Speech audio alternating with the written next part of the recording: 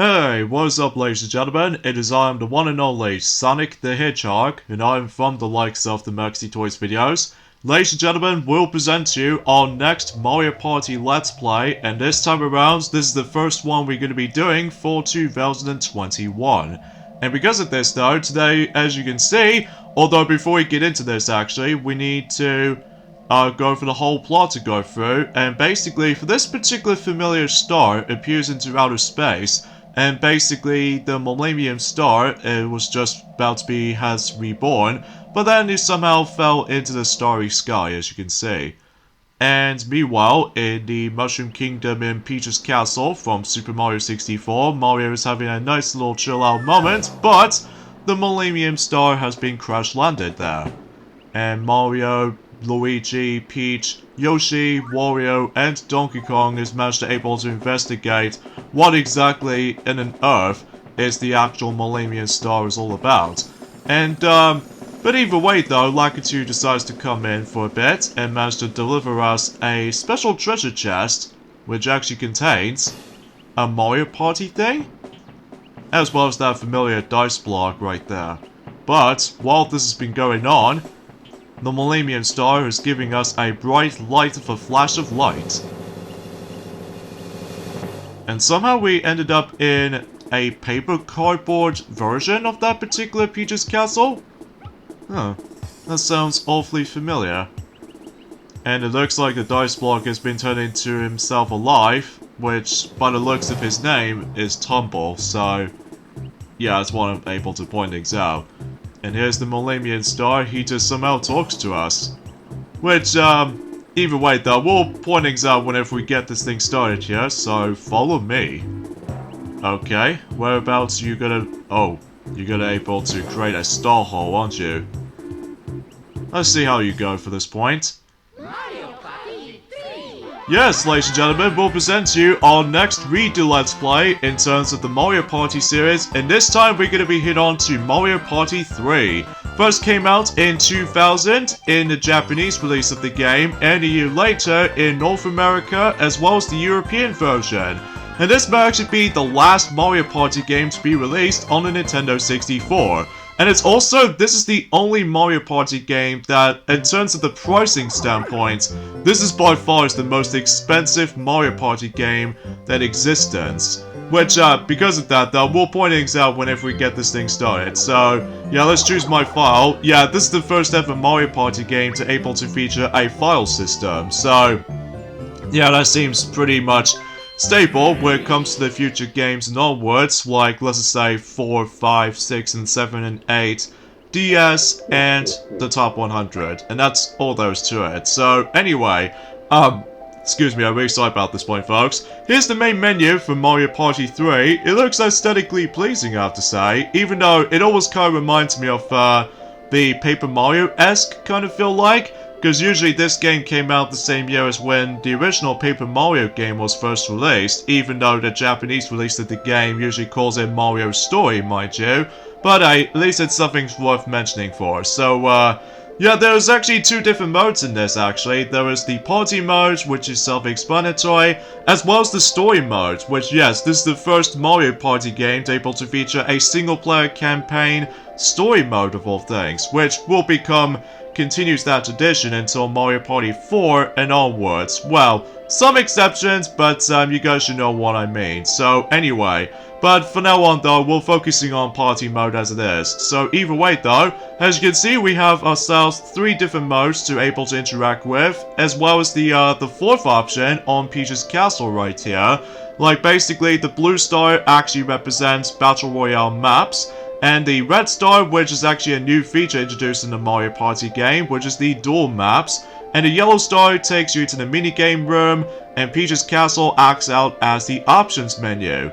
And as well as now, we actually get ourselves a sculpture of Luigi in the background right there, which I'll talk more about that whenever we progress to the actual Let's Play itself. So, anyways, to begin with, let's dive right into the blue star lift, which actually takes us to the Battle Royale map. So in this case, about the fact that, well, it actually plays out very similar to Mario Party 1 and Mario Party 2.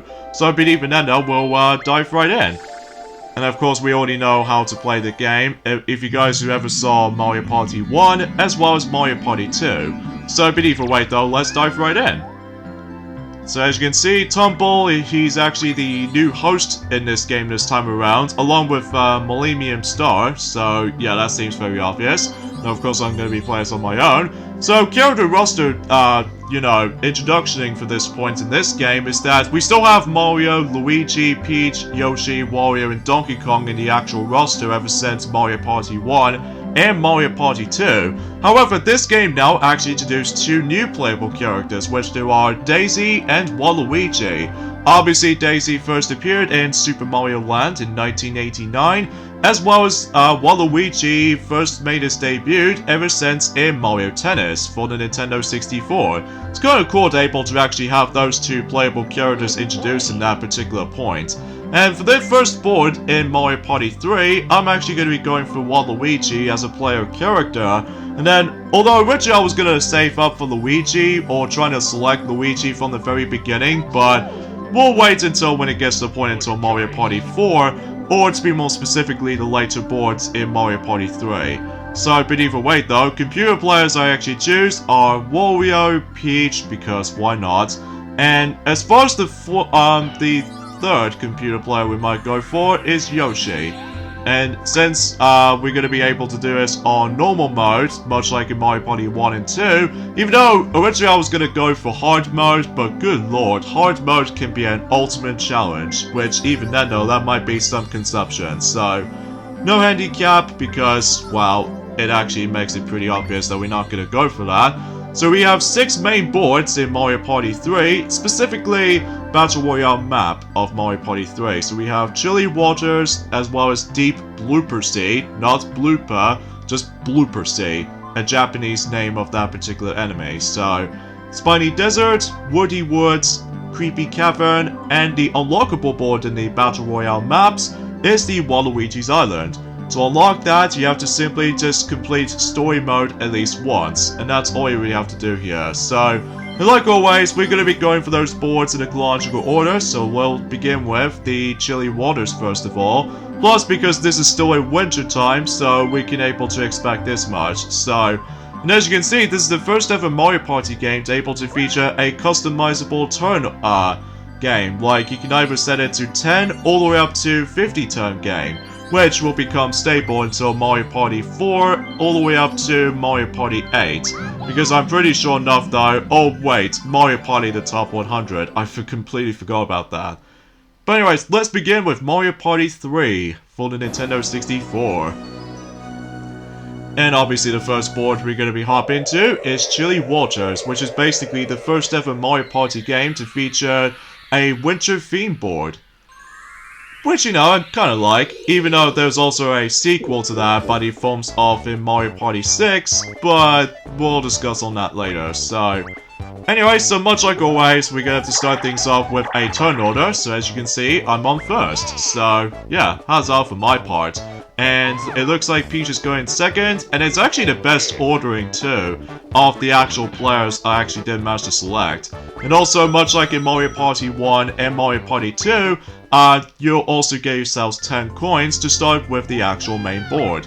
So, here we go. Let's get this thing to it on the first board in Mario Party 3. And, as always, the main objective remains the same. It's the fact that, obviously, whoever collects the most stars, including coins here as well, will become a superstar. So anyways, before I get on to the main objective in the game, obviously as you can tell, that some of these spaces do make a return. Like, if you ever saw a Let's Play of Mario Party 1 and Mario Party 2, some of these spaces you might actually recognize is still present in this game. Like, blue spaces will once again add to your coins, red spaces will take away your coins. These toad face spaces will actually act out as item spaces, which I know is a visual change, which even then that might be seems the case. And basically that allows you to able to either give you items or activate the item minigames. And the Goomba space act out as the forms of battle space, which much like the ones in Mario Party 2, that it allows you to able to go for a battle minigame. And we'll talk more about that space until later on. Bowser Space does make a return, just like always, which does something incredibly bad for you. As well as the Happening Space does also make a return. Some things can happen if you manage to land on it. As well as the forms of that devastating and the most dreadful Chance Time Space. Although I'll get to more details about the Chance Time Spaces until later. And there's also the Bank Space also makes a return, which if you manage to like bypass it completely, you give away 5 coins, and then if you manage to land on a bank space, you're able to receive coins from the bank. And there's also this, the introducing space right there, which I will say is probably the weakest aspect of the game in my opinion, which appears to be, you know what that particular Shy Guy space, as you saw, these are called Game Guy spaces, and basically, what that space can do is that if you somehow land on it, unfortunately though, you have no option to choose either yes or no, so you always have to be forced to able to deal with a gamble minigame. And as a result, that is definitely one of my least favorite space in the whole game. I'm sure most people already know what I'm talking about, which will point things out whenever some computer players might able to come across into it, or myself. Actually, I need to change my settings quickly. I need to, yeah, just trying to make the message a bit faster, so... And as you can see, on the actual options menu, as you can see, this is the only Mario Party game to able to only feature movement speed, which you can either change it to slow, or medium, or fast, which, if you set this on fast, this makes the entire game a lot faster than the forms of how it does it on Mario Party 1, as well as Mario Party 2. So, it's kind of weird that this particular option setting does not bring it back during the future Mario Party games, which I was incredibly shocked by that. Which, to be expected because of how the fact that, as I said this before since the very beginning, this is the only Mario Party game that has the most expensive price. Like, usually goes around for about £70, or in this case, £100 if you go for a complete copy of the game, which... Jeez, I can't even believe this game is so expensive nowadays. Anyways, let's begin with the first minigame in Mario Party 3, which is... oh god, Bounce and Trounce. Get on a bouncing ball, then knock your rivals off the playing field. And think of like bumper balls, except the fact that we have to utilize the bouncing ball. So we have to knock those players out, and if someone manages to able to last one standing, whoever be the winner. Even though, if you ever watched the Mario Party The Top 100 Let's Play, this minigame obviously makes a comeback in the Top 100, by the way, so I wouldn't be surprised that that minigame make a comeback in the Top 100, but I will still say, though, is that the Top 100 version is actually a little bit better than this, because, I don't know, as you can see, that I somehow lose this particular minigame. Because the problem I have with this minigame, though, is that not only does the camera sometimes screws you up a bit, but also the actual movement is extremely stiff and slow. But that's my only nitpicking I have with this though. And thankfully, unlike the ones in Mario Party 1, as well as Mario Party 2, you know what the actual pause system menu settings? Basically every time whenever you're able to change the settings, every time when you get to the next board or something, thankfully, the actual progression is now being saved at any point. Like, it doesn't matter what boards you're going to be went into, so even then, your pausing menu screen will always remains the same.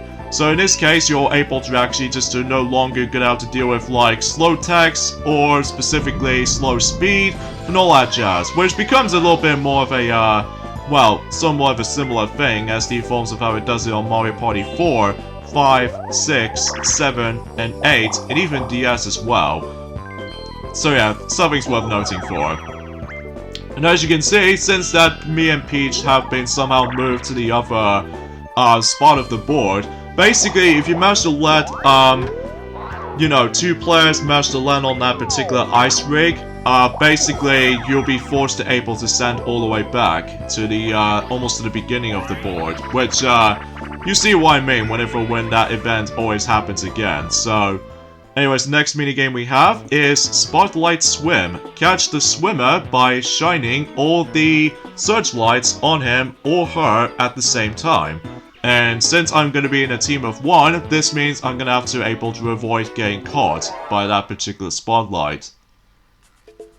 So yeah, this minigame is actually pretty easy if you manage to know what you're doing, but keep in mind though is the fact that if you somehow try to able to dive while trying to able to avoid those searchlights, basically you would able to actually waste your breath for a second, so...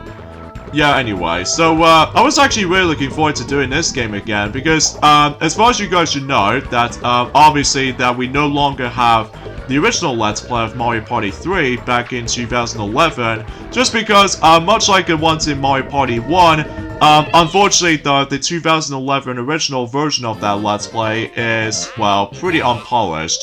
Like, let's say, for example, the commentary is a bit, well, rubbish, and the quality, much like always, is just pretty suck. But thankfully, in 2021, which I can't even believe is almost like 10 years later, that the actual capture footage might actually start to improve. So, at least I fully appreciate about that specific quality at this point, especially with that, you know, AV to HDMI splitter, or the actual converter, which makes the entire quality much more of the improvement over the ones in that particular stupid camera just trying to able to make the quality a lot worse. So, but that's just how it is for me. So as you can see, the items does make a return ever since in Mario Party 2, except the fact that as you can see, as while Peach managed to use one of her mushrooms thanks to the forms of that item space, basically, unlike in Mario Party 2, that in Mario Party 2, that you only have to carry one item, but in here, especially noticeable in Mario Party 4, 5, 6, 7, 8, and possibly onwards, they can now able to actually carry up to 3 items this time around, which I will say, it does feel like a more likely expansion to Mario Party 2, except the fact that, well, it just makes everything else a little bit more, well, strategy kind of based or something like that. I don't know. It has been a long time since I actually did manage to play this game. I think the last time I played this game was actually in, let's say in 2015 or something like that. I'm not exactly 100% sure. That's only because of the fact that I usually just managed to play this for the celebration for the release of Mario Party 10 back then, which I... no idea why I just managed to able to celebrate like that. Despite Mario Party 10 is actually a massive disappointment over the likes of most of any other Mario Party games for sure. Alright, title toss. I think we need to avoid a lot of waves for this. Jump to avoid the waves caused by the player in the boat. So basically we need to be, well, standing last for longer, so... And since I'm going to be in a team of 3, then, you know, we have to dodge a lot of waves. And obviously, if you couldn't tell, this minigame will make a comeback in Mario Party the Top 100, which is an alright choice, but I'm not exactly very great at this, because the actual timing itself is a little bit tricky to pull off, but I'm really hoping that we'll able to actually let... Oh, don't you dare blow me back. Even if you're trying to able to ground pound, dang it, I didn't make it in time. And since Wario was out, come on Peach, I need some coins so badly. Because otherwise, if we somehow keep on losing minigames, then otherwise I won't be getting those bonus stars. Yeah, speaking of bonus stars, is the fact that bonus stars does make a return ever since in, obviously Mario Party 1, as well as Mario Party 2, remains the same. You're still able to get the minigame star, as well as the coin star, and also the happening star. Like, you know, the minigame star, whoever wins the most minigames and receive coins from that. And also, coin star, whoever reaches that certain amount of coins as the actual record. That way, you'll keep in track of that specific stuff. And there's also the happening star, which whoever lands the most happening stars will able to actually get that bonus star. So it's self-explanatory, until eventually in Mario Party 6 and onwards, it starts to get a little bit different around here. Specifically, in one of those bonus stars will be replaced, which we'll let Mickey Mouse be able to mention more about it until specifically by the end of 2021, so... But I digress. So obviously today's day is of course the 2nd of January today, in this case in 2021. Things get a bit promising in Journey Forms of 2021 as a result. In fact, let me know in the comments below about the fact that what to expect to see if what's gonna be bring us something new to the table in terms of 2021 itself.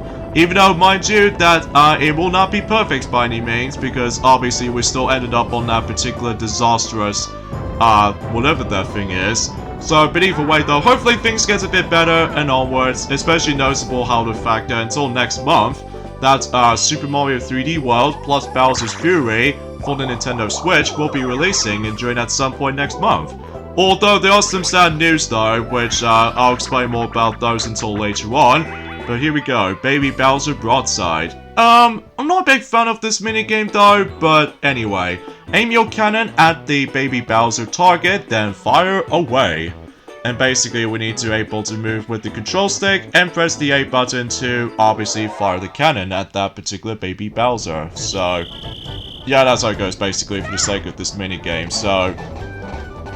Okay, something's worth mentioning for this point as well is that, I'm not exactly sure if I was going to be able to actually just try to say about this for the most part, but, either way though, I have no idea what I was trying to say for this point, because it has been about quite a few days actually, since I did manage to discuss upon other news, discussions, or anything else like that. So, but either way though, that's all I can honestly try to say about this for the most part, so...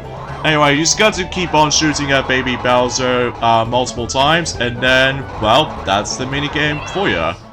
I know it seems not by much from the likes of that particular stuff like this, but hey, at least it's something, alright? Okay, something worth mentioning for, in terms of Baby Bowser Broadside, is that, as you can see, we're playing the PAL version, much like the forms of how it does it on Mario Party 1, as well as the ones in Mario Party 2. You notice that particular timer on Baby Bowser Broadside is actually a lot shorter in comparison to the NTSC version, because as far as I'm aware, the NTSC version of Baby Bowser Broadside actually give them 30 seconds, whilst compared to the PAL version, like the version I'm playing right now, is that it actually gives me 20 seconds, so it's like 10 seconds less in comparison to most any other versions of Mario Party 3. Which I was like, okay, that seems a little bit odd to able to actually have time decreases between all three versions throughout in Mario Party 3. I'm not exactly sure why that's as it is, but even then, let me know in the comments to see if how the fact that why there are some time differences between them. It's kind of similar thing for how it does it in, well, from Bloom Burst from Mario Party 1. That normally in the PAL version in Bloom Burst in Mario Party 1, you get like 40 seconds, and then on the American slash the Japanese release, I should say, managed to give them 30 seconds, which I still have no idea why they managed to change the timer kind of stuff, but at least it's something worth noting for. And as you can see, I've managed to obtain myself the magic lamp. Remember that particular magic lamp from Mario Party 2? Oh my god. Oh, okay. That's okay, I guess. Yeah, hidden blocks makes a comeback ever since in Mario Party 2, and what's different about it this time is that you now receive occasional items, which I won't point things out until any second, because we have Water World. Jump aboard the motorboat and race. The first to finish 5 laps wins. So basically, we have to be able to simply just drive around the circular oval track, which, it always kind of reminds me of that particular Snow Go minigame from Mario Party 9, except, well, it's pretty obvious is the fact that we ended up on the ocean kind of environment, so... But yeah, that's how it goes basically, so, anyway... And as you can tell from some of the music you're going to be hearing in the background, some of the music were able to make a comeback in Mario Party, obviously the top 100 for some of them, but some of them have actually make a comeback in Mario Party Advance, in this case, in my opinion, the worst Mario Party game ever made, just because, well, there was a lack of multiplayer on that game. At least I'll give Mario Party the top 100 some credit for. At least they did manage to have multiplayer, as well as that recognizable Mario Party kind of gameplay, except it heavily borrows from Star Rush, as you know. But, you know, you get the idea of what I'm talking about for that point. And, also, one thing I should probably mention about this from the start though, is that both Waluigi and Daisy, that are both of those playable characters, are only accessible if you manage to able to play through party mode. Because if you ever play story mode, if you think you're going to be playing as Waluigi or Daisy, those two characters are unavailable in story mode. Because, although I'll talk more about that whenever we get into likely the next board. But for now on though, it looks like Peach is going to be using the mushroom, which the mushroom itself behaves exactly like how it did in Mario Party 2, where basically you have 2 dice blocks, so instead of 1. And basically, depending on how good your number rolls are, you were able to actually just to go even way more further than ever, so... Oh yeah, there's something I'd like to discuss upon, is the forms of the introduction to those action time events. Sometimes in the forms of certain happening spaces, sometimes you ended up on these action times. And basically what that involves around is that it's some sort of like a quick time event kind of stuff. And basically in this board in particular, that obviously we need to jump over for that particular snowball that sometimes comes from either the left or the right or even downwards. It really depending on the forms of how many players there are on that particular pavement. And if you time your jump correctly, then you would be able to no longer try to deal with the actual action time based kind of, you know, well-timing jumps or what have you, so... Anyways, so speaking of such though, here's the first battle minigame in Mario Party 3. And what's different about this time is the fact that it's all about a rotational or roulette kind of stuff for how much coins they want to bet. So in this case, we bet for 10 coins, so I think we'll be alright. 3-Door Monty. I've actually recognized this minigame before. Toad, Boo, and Koopa will enter the castle. Remember which door of like each one enters, then, you know, be the quickest to answer. So, do apologize if the actual commentary itself gets a bit hiccupy at points, because, again, it has been a while since I've actually done a lot of recording sessions, you know. And this minigame will make a comeback in Mario Party the Top 100, which, it seems pretty obvious for that point. And also, what's a little bit different about this is, than the likes of the Top 100 version, is that, basically, that, you know, there's actually Toad, Boo, and Koopa, essentially, that, unlike the Top 100 version, is the fact that, obviously, Boo is being replaced by a Goomba, which I have no idea why they managed able to change that up significantly, but at least it knows what it is, so...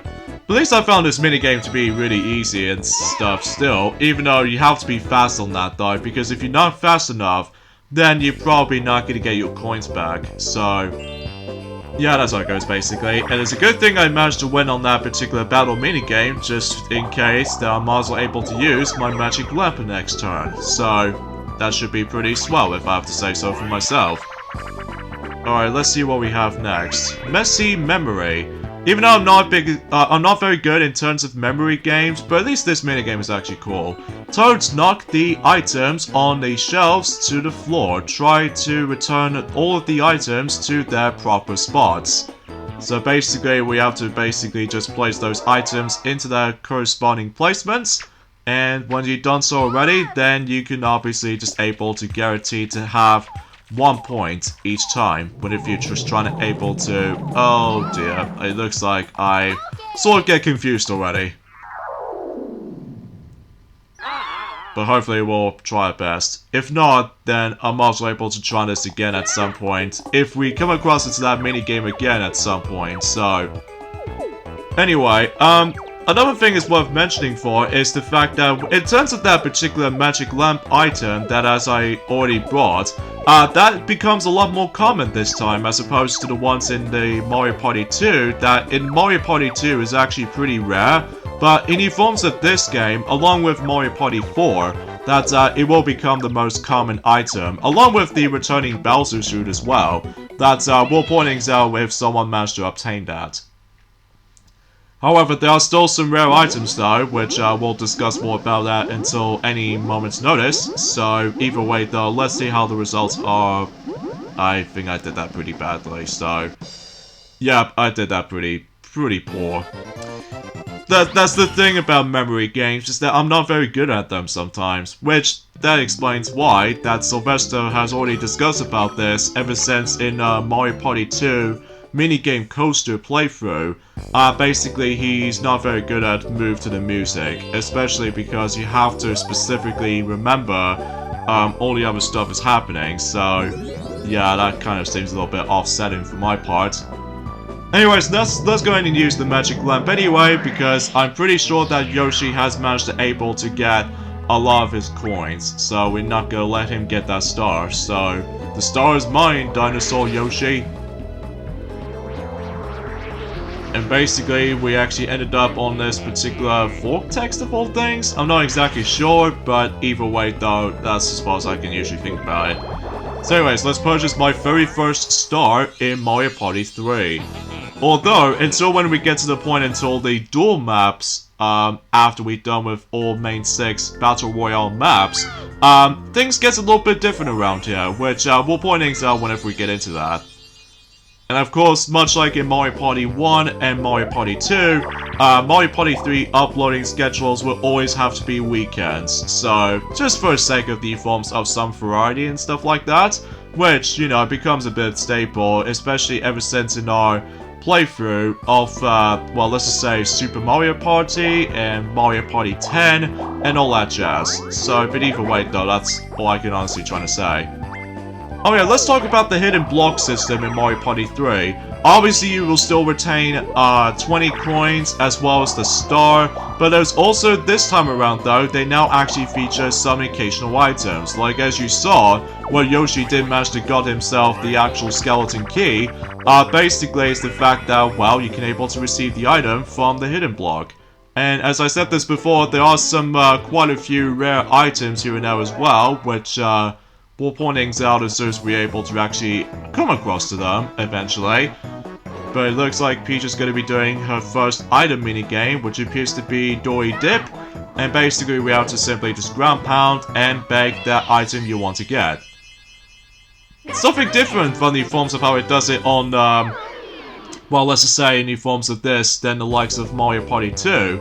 That in these item minigames, as well as those dual minigames essentially, basically, it will be no longer going to be specific to that. You got very lucky right there, Wario. You just got 20 coins out of that. Yeah, anyway, for the dual minigames, as well as the item minigames, they are now indicated as in the individual minigames, as opposed to the actual main theme of certain item minigames or dual minigames. Likely for the, like, for example, in Mario Party 2, that the item minigame in, well, one of those boards, which is, of course, Pirate Land, for example, it only gets, like, one item game on that board, as well as one dual minigame as well, so, but even then, I just want to point things out. Oh, and also, there's also the Boo, segment makes a return ever since in Mario Party 1, as well as Mario Party 2. Behaves exactly like how it did in specifically in Mario Party 2, because, well, I'll just talk more about it in a moment, because we have Frigid Bridges. So use the blocks to fix the broken path, be the first player to carry 3 blocks to the actual finish line. So, and I do apologize for the actual commentary itself gets a bit slower at points, because I would like to, you know, discuss upon more things about Mario Party 3. Although, back in the day, that I was pretty excited to be able to actually try this game out. Even despite the fact that, as I said this before, this is out of all the actual Mario Party games to be released, along with Mario Party 7 with the actual, like, the mic bundle or something like that, this is by far the most expensive Mario Party game ever. Which I'm pretty sure is because of the forms of, well, it's usually common in the Japanese version, but in the American/European version, specifically the European PAL version essentially, that the ones I'm talking about, I think the reason why the European version is actually pretty expensive is because the GameCube was actually going to be slowly approaching its release, I'm pretty sure, so I'm guessing that I might as well able to think about that correctly. But if not, let me know in the comments, because even then I'd like to know of why Mario Party 3 is super expensive compared to most of any other Mario Party games, along with any other, like, expensive Nintendo 64 games along with that. Like, let's just say Yoshi's Story International version, which appears to be likely the Japanese release of the game, along with some English text in between or something. But either way though, let's see. Are you a picky eater? No. But at least I get some items with it, like the Lucky Lamp, Plunger Chest makes a return in Mario Party 2, as well as the Poison Mushroom. If you use the Poison Mushroom, you can able to actually cause the Poison Mushroom to someone else. Like, let's just say, for example, if I was gonna send the Poison Mushroom to Peach, she will able to actually force to able to use 1 through 3 dice block in that particular Poison Mushroom dice block. So, it's kind of similar to the forms of sending a cursed spell on Mystery Land in Mario Party 2, except the fact that you're no longer gonna have to able to actually just to go to, well, and pay 5 coins to that particular Shy Guy that casts the actual curse to any other opponents or something like that. So, yeah, my thoughts would be exactly. So, anyway. Alright, so looks like Wario's gonna able to get something in there, so let's see what he's gonna choose. A skeleton. Oh, there's the first rare item! Which appears to be body forms of the butter box. Which, what that thing can do is that it feels kind of similar to Plunger Chest, except the fact that you can able to actually, like, oh, looks like Yoshi's gonna be doing with the worst space, which is, of course, Game Guide Minigames. And as I said this before, you have no option to select no, so you have to be forced to deal with them. So in this case, Yoshi's gonna be doing with, Game Guy's Sweet Surprise, according to that particular minigame name. And basically, it's like a 50-50 chance between the big chain chomp as well as the tiny chain chomp. And if you somehow lose the actual minigame or a gambling minigame, obviously you'll be kissing your coins goodbye. But if you do win, however, though, like where Yoshi just win there, basically you can now able to receive some coins back and even double it, as you can see on screen. So, in this case, it's like a luck-based minigames kind of heavy category, which I will say, this is easily the weakest aspect of Mario Party 3 in my opinion. Especially in terms of the forms of the worst aspect in terms of any Mario Party game from Nintendo 64 games trilogy-wise. Because, believe me, it is so annoying. Anyway, MPIQ, the next minigame we are playing, hit the block quickly for your chance to answer the question. The first player to reach 3 points wins. So, to me, I'm not a big fan of this minigame. I was gonna say that right now. Because of this though, one thing that usually becomes a problematic, I feel like, in terms of this minigame is that although, if you're trying to answer some simple questions, that's fine. But in terms of some other questions, specifically, if you're trying to add, okay, so is it 3? I keep thinking of bonus stars. God dang it. But yeah, you see what I mean when it comes to likely doing this minigame sometimes, is the fact that, well, in addition to able to actually just to think to yourself that if you're getting wrong questions like each and every single second, that it actually just gives you a stunt or anything like that. Also this minigame drags on a bit, which usually I have the problem with another one of those minigames introduced in this game, which is The Beat Goes On, which, oh boy, we'll get into that in a moment. Warrior's hat, obviously it's yellow. Because I can just see him on screen! Anyway, what question is this? Is it... No, I was gonna able to hit the dice block, but Peach beat me to it. Hi. I hate that sometimes. Alright, what is the current record in... Oh, Dizzy, Dingers, is it, B?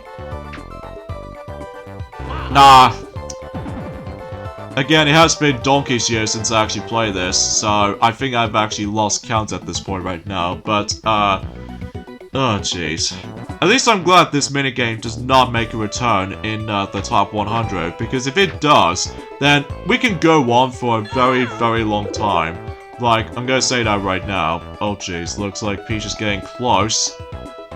On Waluigi's Island, how many question mark spaces must be landed on before, you know, 5. even though you kind of spoiled for this point, Toad, especially noticeable how the fact that we haven't exactly got into that board just yet.